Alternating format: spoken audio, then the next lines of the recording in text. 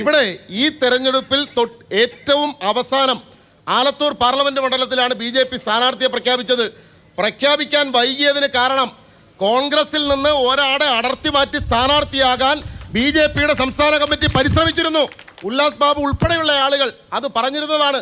അത് കിട്ടാത്ത സാഹചര്യത്തിലാണ് സരസ് ടീച്ചറെ കൊണ്ട് ഇപ്പൊ മത്സരിപ്പിച്ചിട്ടുള്ളത്. കോൺഗ്രസിനെ വിശ്വാസമില്ലാത്തത് കൊണ്ടാണ് സീതാറാം യെച്ചൂരി അവിടെ രാഹുൽ ഗാന്ധിക്കൊപ്പം കൈവക്കാൻ നിൽക്കുന്നത്. രാഹുൽ ഗാന്ധിയുടെ തമിഴ്നാട്ടിൽ രാഹുൽ ഗാന്ധിയുടെ ഫോട്ടോ വെച്ച് രാഹുൽ ഗാന്ധി മാത്രമല്ല കോൺഗ്രസിന്റെ ബാക്കി ആളുകളും മത്സരിക്കുന്നത് സീതാറാമിന്റെ ഫോട്ടോ വെച്ചാണ്. ത്രിപുരയിൽ നിങ്ങളുടെ മുൻ മുഖ്യമന്ത്രി ആയിരുന്നയാൾ മാണിക് സർക്കാർ ഇന്നലെ പറഞ്ഞത് കോൺഗ്രസിന്റെ MP-ക്ക് വോട്ട് ചെയ്യണമെന്നാണ് അദ്ദേഹം പറഞ്ഞത്.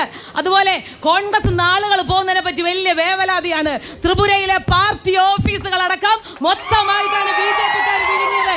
അതിനെപ്പറ്റി കോൺഗ്രസ് BJP ആക്രമിച്ചു പോയിട്ടുണ്ടാവാം, പണം വാങ്ങി പോയിട്ടില്ല, കാശ് വാങ്ങി പോയിട്ടില്ല, കോടികൾ കണ്ടാൽ പോയിട്ടില്ല, കോടികൾ കണ്ടാൽ പോകുന്നവരല്ല. അൽഫോൻസ് കണ്ണന്താനം ആരായിരുന്നു? ഈ കേരളത്തിൽ ഇന്ന് ഈ തെരഞ്ഞെടുപ്പിൽ BJP-യുടെ 4 സ്ഥാനാർത്ഥികൾ പഴയ കോൺഗ്രസ്സുകാരാ. 4 ആളുകൾ കോൺഗ്രസ്സുകാരാ. വളരെ വ്യക്തമായിട്ട് നമുക്ക് കണക്കുകൾ പറയാനാണെങ്കിൽ CPM-ൽ നിന്ന് പോയിട്ടുള്ളതും കോൺഗ്രസിൽ നിന്ന് പോയിട്ടുള്ള കണക്കുകൾ പറയാം. ആ കണക്കുകൾ പറയുമ്പോ നിങ്ങൾ ഒട്ടും പിന്നിലല്ല എന്നുള്ളത് വളരെ കൃത്യമായി ബോധ്യപ്പെടും.